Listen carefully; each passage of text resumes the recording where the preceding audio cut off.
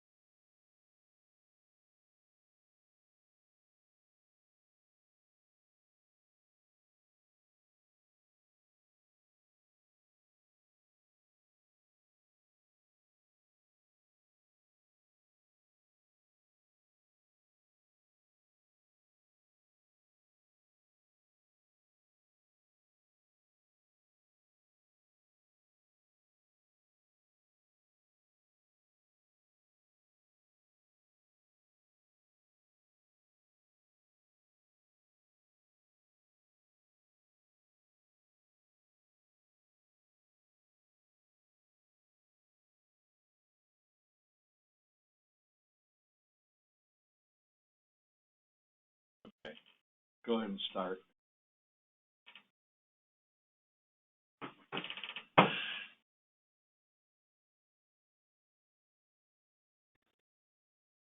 Hey, good morning. We're going to be starting the broadcast now. Good morning, good afternoon, good evening, and welcome to today's webinar,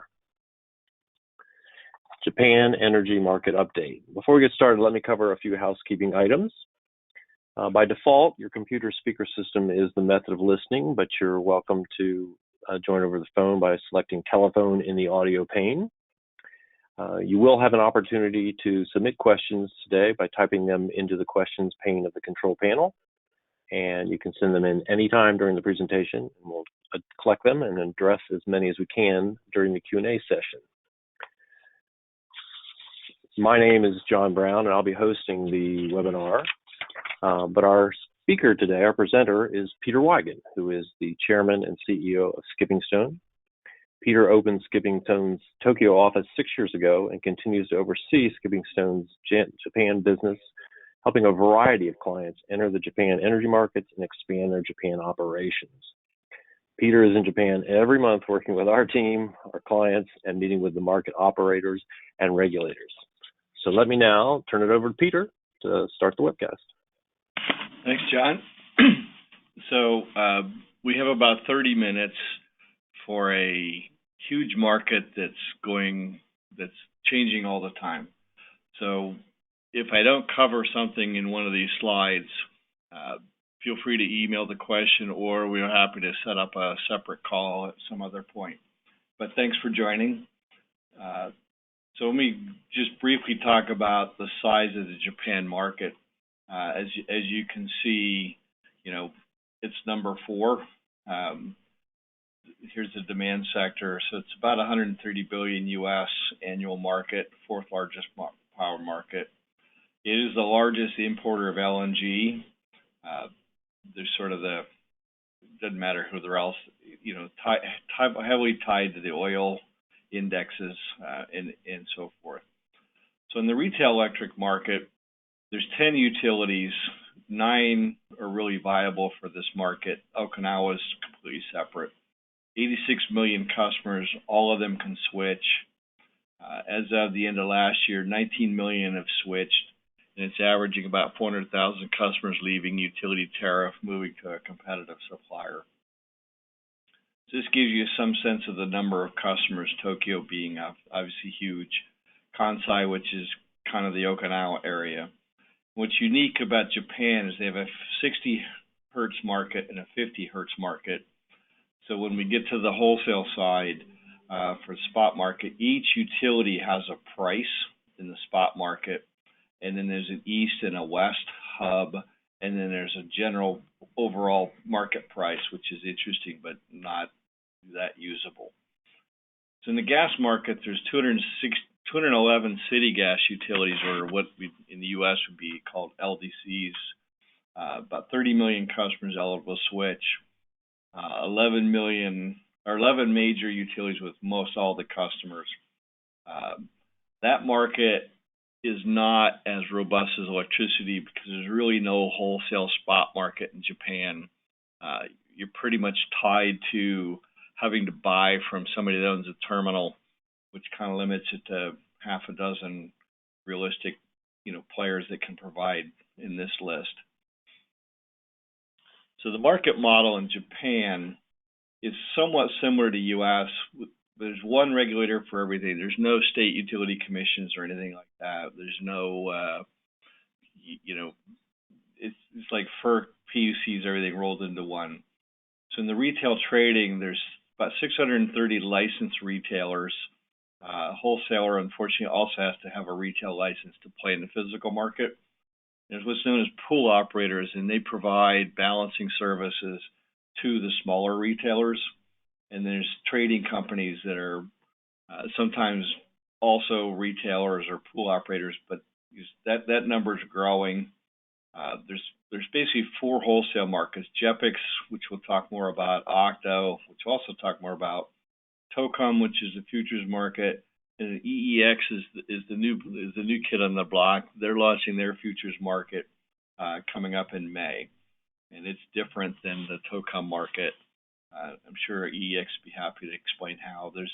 Here's the 10 utilities, and then there's a variety of generators. About 74% of it is controlled by utilities. However, it's a separate business unit under the way the market liberalized, so they're required to compete. There's about 166 IPPs. So the structure is very similar to U.S. model, where the retailer, like Texas, also bills the utility charges, and so they bill directly. There's no utility billing of customers for the retailers like some of the Northeast U.S. markets. Octo is kind of like an ISO in the U.S. style. They do all the switch management like ERCOT does. All the scheduling for everything goes through Octo, and then you get meter data from the utilities to the retailer. So in Japan, if a customer has been switched, they automatically get a smart meter. So all the meter data is smart meter data, and they do the transmission siting. And we'll talk more about the markets they're launching in the capacity and that transmission, etc. What's different in the U.S. from the U.S. is the real-time day-ahead, intraday spot, as they call it, is run as a separate organization called JEPIX. And unlike the U.S., it's a clearing model like PJM, ERCOT. It's an auction model, not a clearing model. And of course, there's bilateral from generation. Generation also bids into JEPIX, bids and offers, so forth. And of course, you have trading, which kind of covers this whole area, physical market, and then the financial market playing on soon to be EEX, over the counter, etc., TOCOM.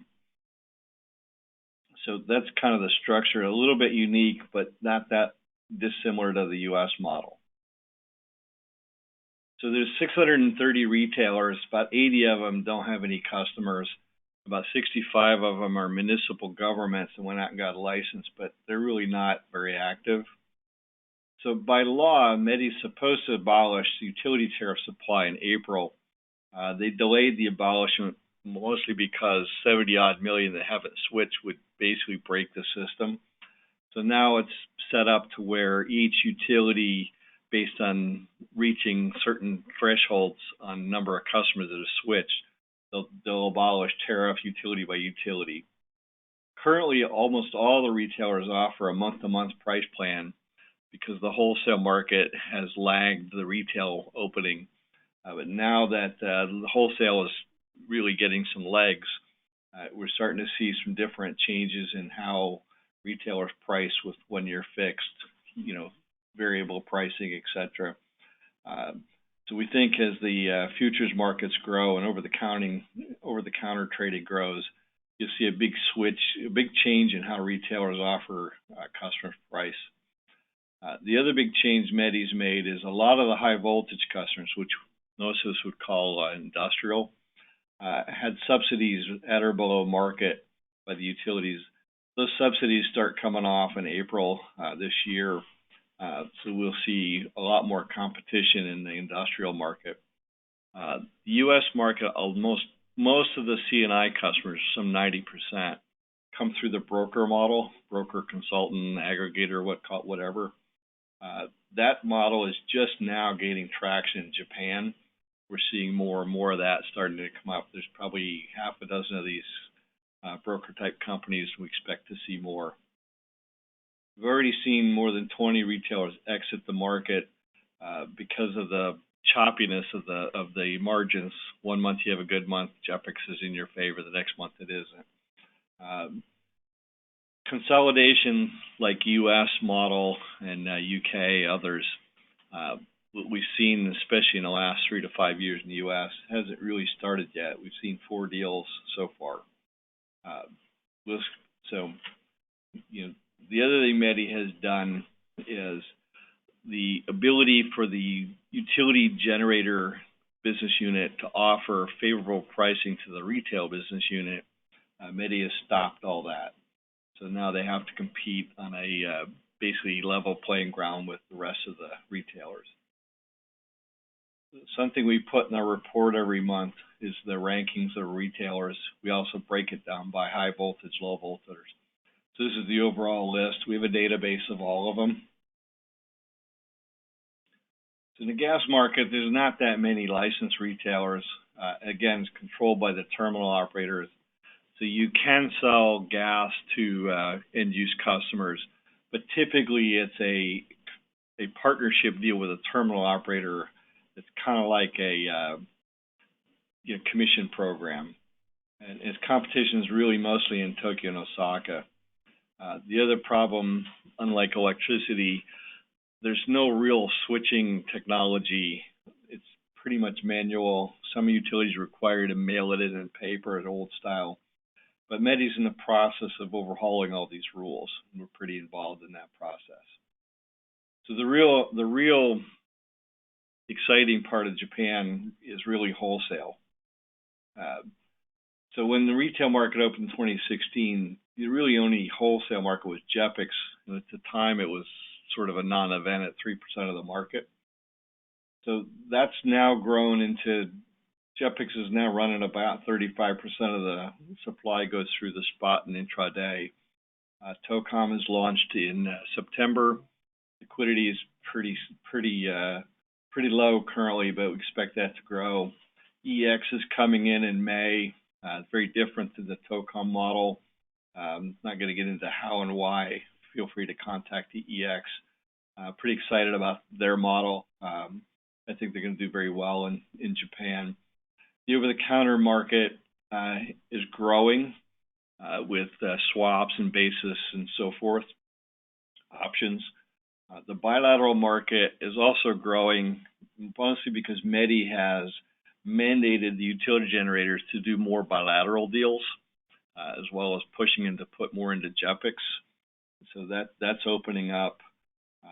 The other thing that's in the IPP market, a lot of those IPPs are really municipal-owned generators. They might own, 20, 50, whatever megawatts, and they've been selling it on long-term contracts to the utility. So Medi has mandated that the IPPs that are selling long-term to utilities break those contracts and put it into the spot or bilateral markets. That starts in April. Then also Octo is launching several markets. We're going to talk more about that. The number of trading firms has also grown. Back in 2016, when full retail opened, there were about 20 trading firms. Today, there's about 69. More and more international trading companies coming into Japan because they see what we see, which is, only happens once every maybe decade that a market like this opens up. So the early bird gets the worm, if you will. So the JEPIX market has an east-west as well as each utility, intraday, like real time. The intraday market's going to grow primarily because utilities have been required to provide backup supply to retailers for balancing every 30 minutes. That's going to go away when the Octo launches its what they call balancing, I call ancillary market. There's a cap on that METI has set at 200 yen when JEPIX trades in the 11 to 14 yen range. So it'll push more people to trade in the intraday. Spots, what everybody talks about, is really the day-ahead market. They also have an indirect transmission market, which I call a basis market, where you can buy and sell east-west basis. That's growing.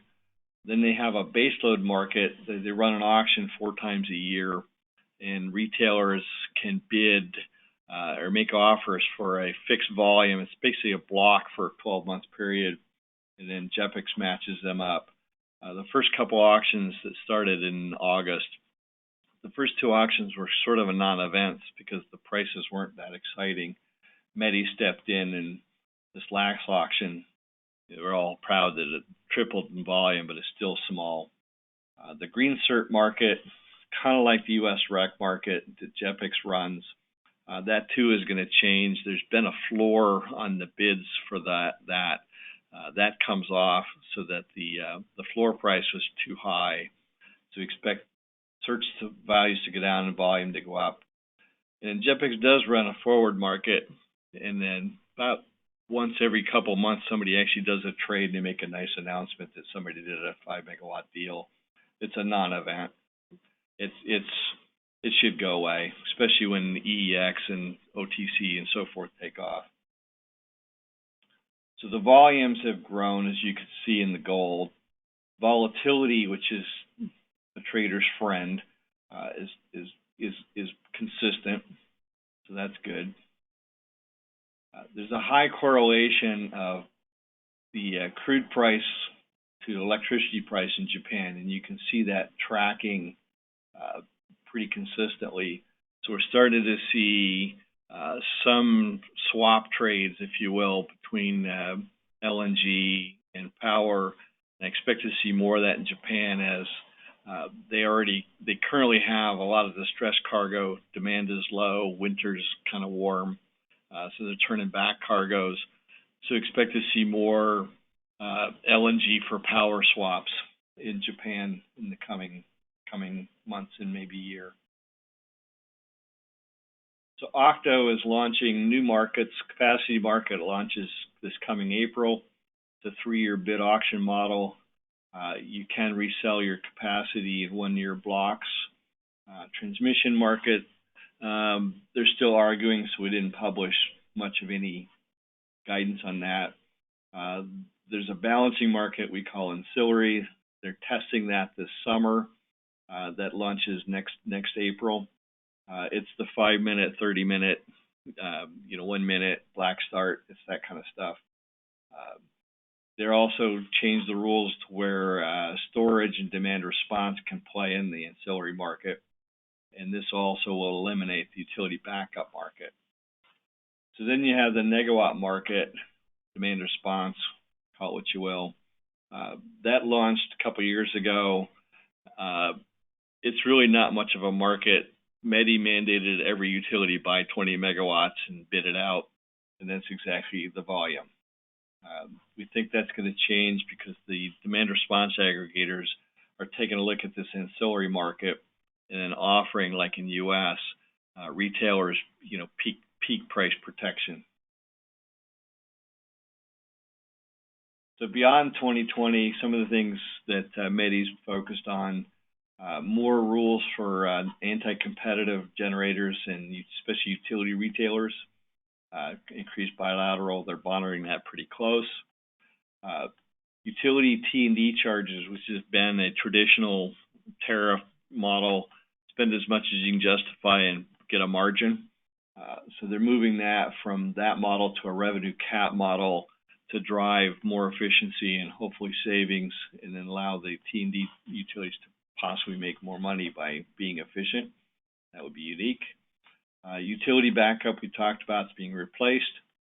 The imbalance charge, it's interesting, imbalance has been traditionally at or below spot market, so savvy retailers schedule the minimum and buy and then take the imbalance at a discount. But that's moving away to a 200 yen cap, so that'll drive more people to play in the intraday. Japan, METI's announced a large subsidy to drive more energy storage. They want to double the capacity.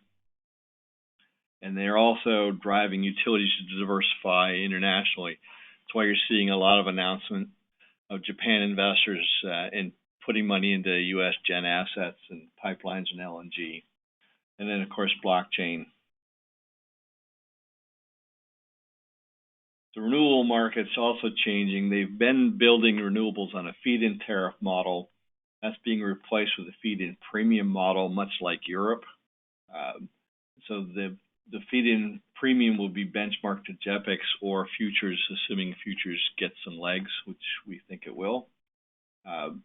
They're also pushing renewable certificate requirements for retailers. Hasn't been mandated, but they want to meet their 35% goal by 2035. They're pushing that to the retailers to do, so that the end user is basically required to meet that. The other thing that's happening is in Japan, a lot of the solar for residential commercial was basically like they were getting a feed-in price for it. That's being moved now to more of a U.S. model where customers are signing up for 20-year equivalent PPA kind of deals and use it themselves. Big push by the corporates to buy renewable. We're seeing that globally.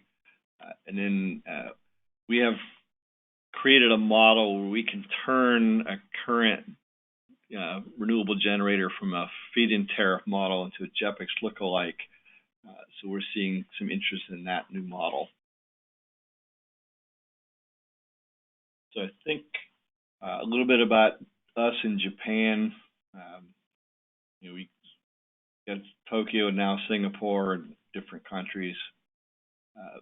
We got 14 people currently in Japan. We're growing a number of partners, TOCOM, others, PJM.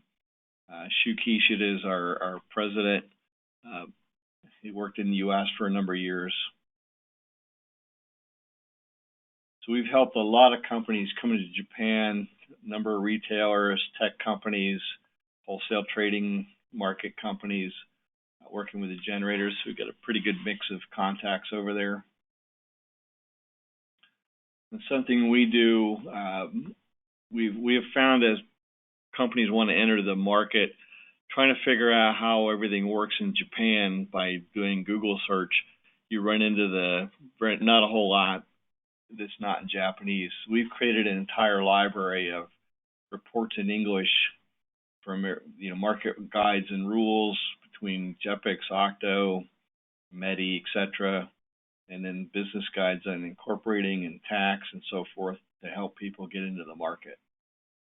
And of course, we publish our monthly report. It runs about 20, 25 pages every month, where we comb all the different news sources, METI, Octo, publications, the utilities, and we put all those articles plus analysis on what's going on and what it all means into the monthly report. So that's a pretty quick rundown in 30 minutes. So John, if we've gotten some questions, let's turn it over to that. Okay. Yes, we do have several questions. Let me start with this one here. This is, how many U.S. electricity retailers are there in Japan? There's currently, go back to that slide, U.S., 1, 2, 3, 4, 5, 6, 7. There's 2 that don't want their logo on here, so 10. Okay. Very good. And then I'll take this question out of order since it's related. So they've got over 600 retailers, which seems like a lot to me. But do you think that number is going to grow, shrink, stay the same? Well, it's interesting. It's been growing fairly rapidly. METI is pretty concerned that there's a number of inactives, so they're making a push currently that a number of those 80-odd that are not really with customers, have stopped reporting, and METI has pretty stringent reporting requirements between monthly, quarterly, and annual reports. So they're basically telling those with licenses that don't meet reporting requirements, they're going to pull the license.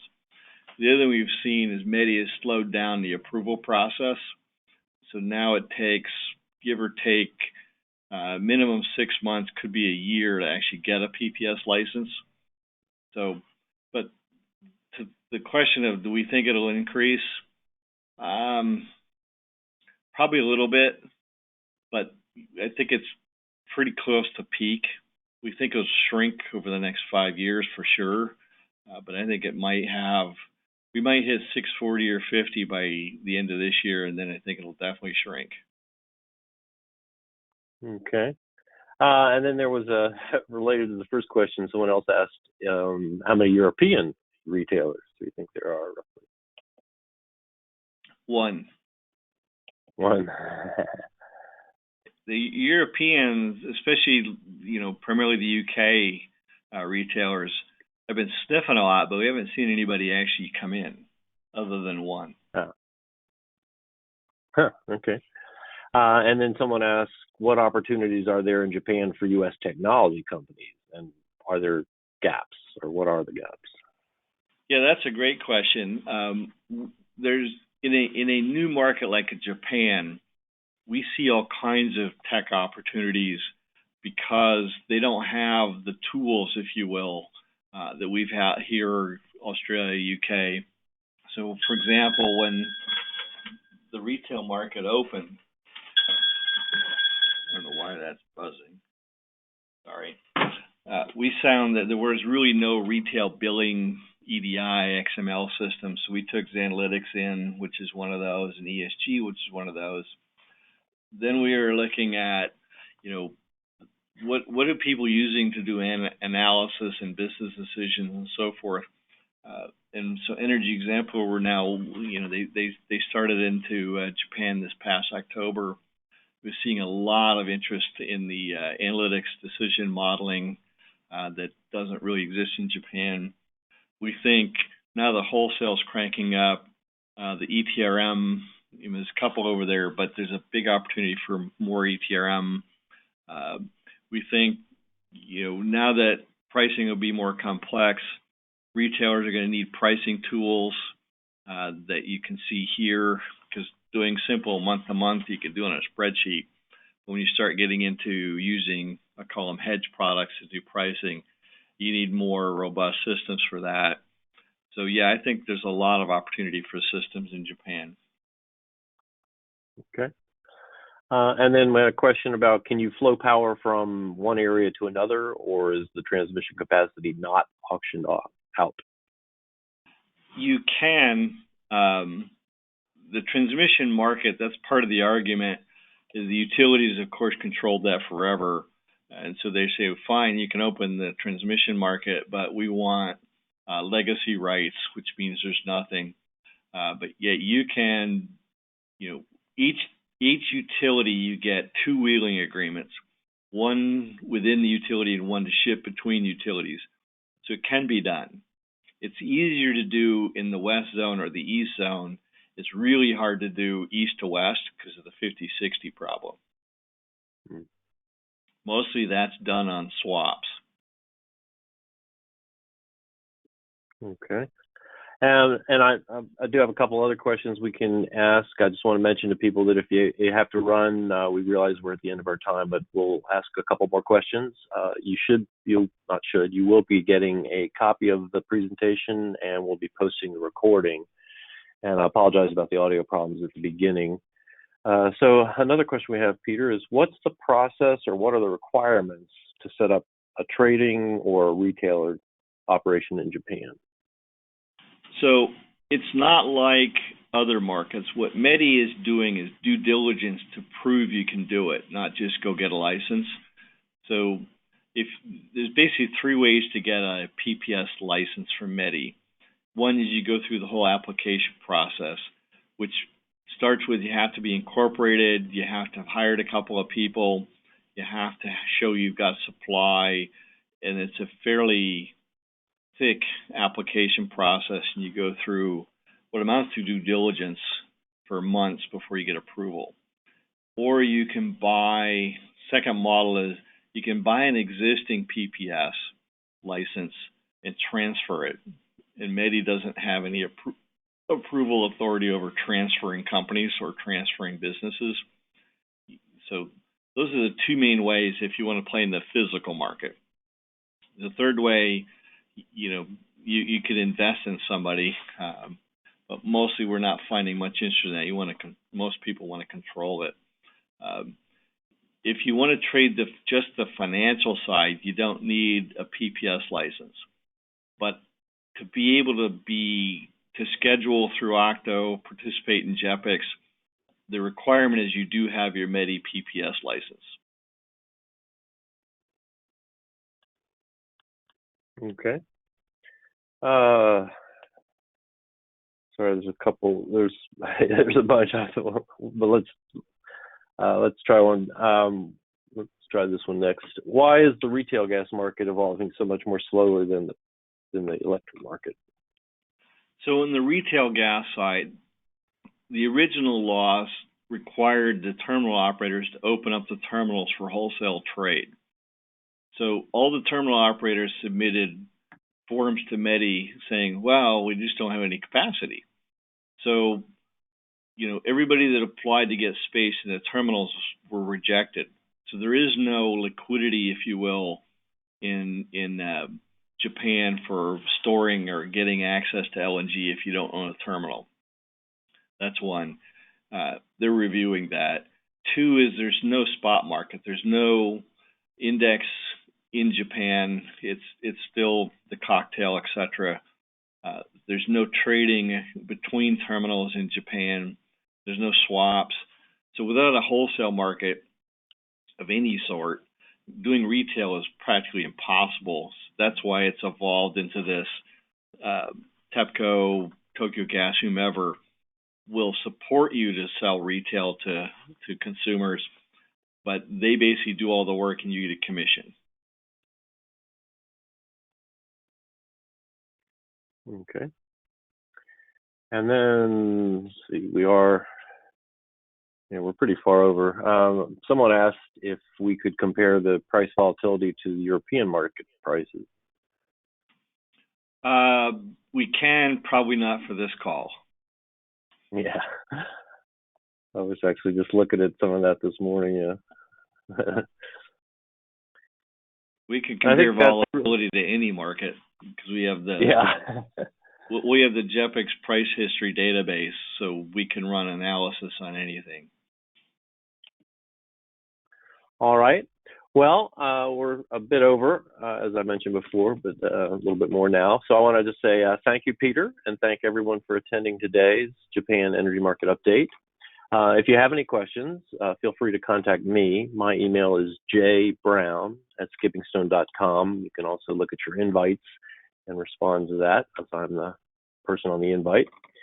You should be receiving an email follow-up within the next day or two, and with a copy of the presentation and a link to a view of the recording of today's webinar. So again, on behalf of all of us at Skipping Stone, thank you for joining us today, and have a great rest of your day.